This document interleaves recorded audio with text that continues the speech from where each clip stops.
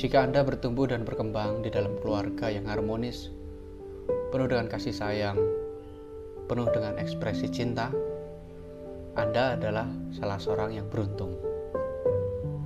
Karena seperti saya dan banyak orang lainnya, saya mengalami masa kecil di tengah keluarga yang kurang harmonis. Ketika usia saya TK, hampir setiap hari saya melihat kekerasan demi kekerasan yang dilakukan oleh ayah saya kepada ibu saya, baik secara verbal maupun fisik.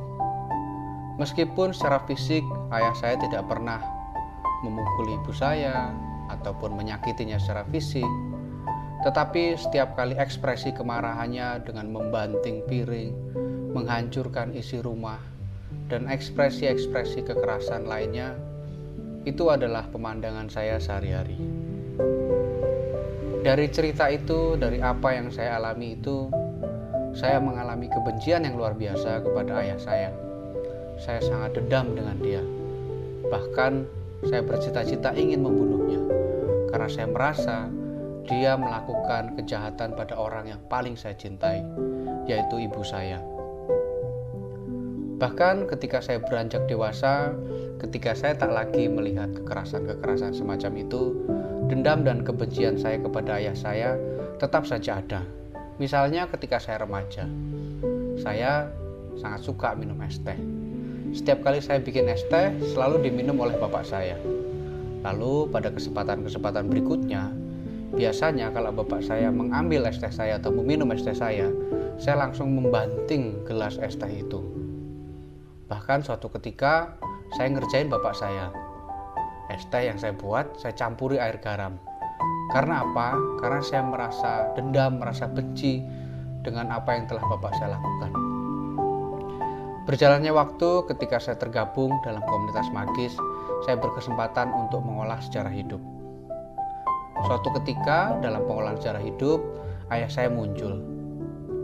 Kemunculan ayah saya dalam kontemplasi itu adalah ketika saya masih bayi, masih berusia beberapa bulan. Ia menggendong saya dengan penuh kasih sayang, mengganti popok saya, membersihkan kotoran saya, dan menimang-nimang saya dengan penuh kasih sayang.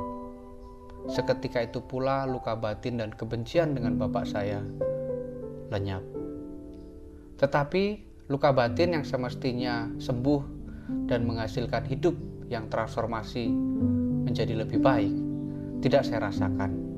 Hidup saya masih saja kacau. Saya masih suka menunda pekerjaan. Saya masih suka mencari perhatian orang lain dengan membuat hal-hal yang baik dan hebat-hebat. Saya suka menonjol di organisasi, bahkan dengan cara menjadi ketua komunitas, menjadi ketua organisasi, menjadi penyiar, menjadi penulis, dengan tujuan untuk mendapatkan perhatian dari banyak orang. Sekalipun saya sudah selesai dengan ayah saya, nyatanya defisit afeksi yang saya rasakan masih terjadi. Sebaliknya, saya dengan ibu saya sangat mencintainya dan ibu saya sangat mencintai saya.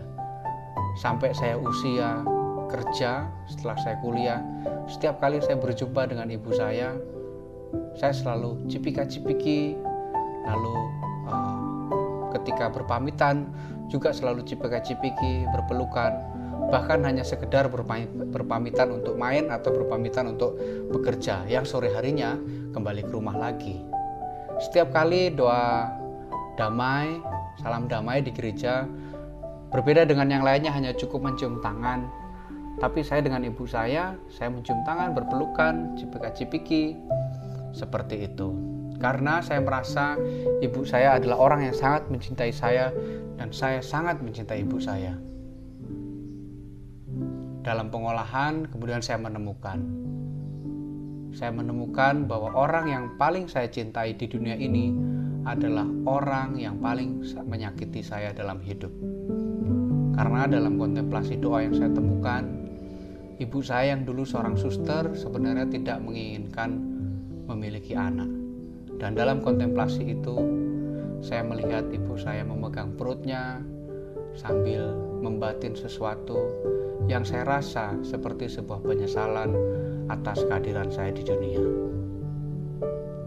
Dan sejak saat itu, saya semakin merasa tersakiti dan merasa sangat kecewa atas hidup. Karena ternyata orang yang paling saya sayangi di dunia ini, orang yang paling menyayangi saya di dunia ini adalah orang yang paling menyakiti saya. Tetapi meskipun begitu, penelusuran sejarah hidup, luka batin yang saya alami dengan ibu saya atas penolakan-penolakannya yang sehingga membuat saya merasa defisit afeksi, tetap harus saya telusuri, tetap harus saya jalani, sehingga pada suatu saat saya merasakan kedamaian yang lebih mendalam.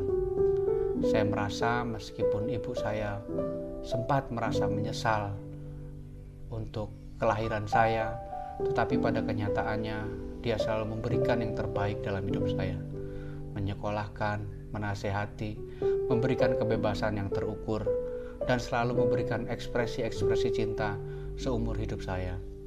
Sama seperti pengalaman yang saya alami dengan bapak saya, ketika saya mengalami kecintaan yang diberikan oleh ibu saya, hati saya pun luluh.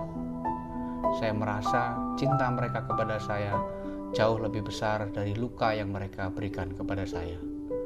Suatu ketika saya teringat atas sebuah puisi yang Romo Sindunata pernah tulis. Hatiku robek bukan karena luka, tapi hatiku robek karena cinta. Karena cinta dari Allah yang diberikan kepada saya melalui kedua orang tua saya. Sehingga meskipun saya pernah merasa mengalami tersakiti, tetapi cinta yang luar biasa dari Allah melalui mereka telah menutupi segala rasa sakit saya, dan akhirnya dipenuhi dengan cinta kepada mereka, dan akhirnya mencintai sesama dan semesta.